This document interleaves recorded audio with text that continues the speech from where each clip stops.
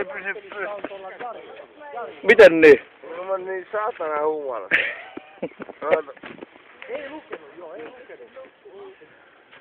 Joo. Ei pysy pystyssä. Ei vai? No mihin ne voimat katos yhtäkkiä? Jumala. Meppäs vähän kuselle, niin saattaa olla silleen, että... Mihin sä oot menossa? No kuselle. Tukea mies. Saatana, mä oon kusihän. Maija, meppäs tukemaan vähän miestä nyt. On viilat auki.